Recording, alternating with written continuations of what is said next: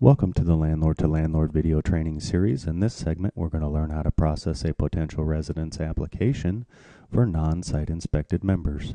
To begin, simply log in, hover over Get a New Report, select Get a New Report, add an applicant. This will generate your properties page. It displays all of the properties available for processing applications. For this example, we are going to select Tester Street Apartments and press Submit here. This generates the Permitted Use Certification page, and as a landlord with written permission from the prospective tenant, you are always going to be the top selection, which is Click to Continue Transaction Authorized by Consumer. This generates the menu page, which displays all of the available reports for processing applications. For this example, we are going to select the basic screening package, applicant.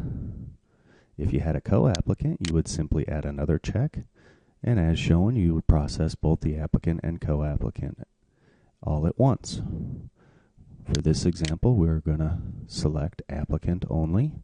It'll generate one TransUnion decision model report based on the credit score, one L2L tenant history report search, and one L2L national criminal search.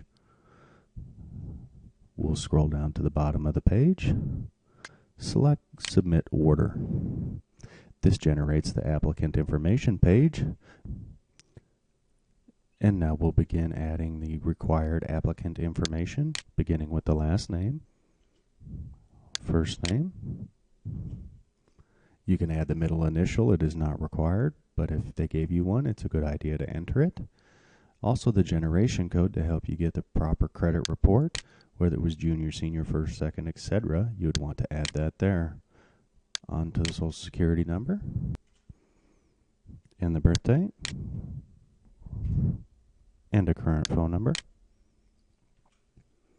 and select the gender, whether it's female or male.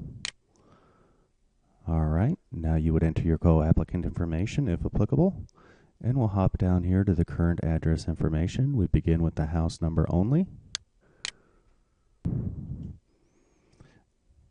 Then in the directions box, if there was a direction on the street, we're going to go 111 East 1st Street, so we'll select E for East, and then street name we'll put first. And under type, we're going to scroll down and select street. You have a bunch of available options there to pick from. And you've got an apartment number, if applicable.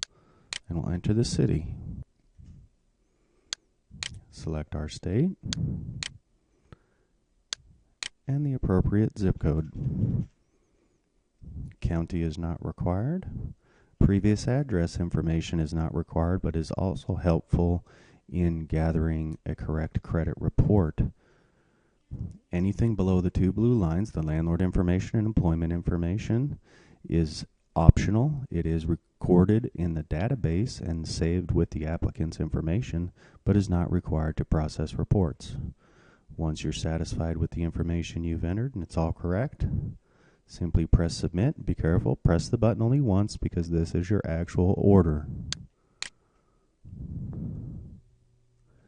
You can see that the current reports page has been generated, and on this page there is a file ID number.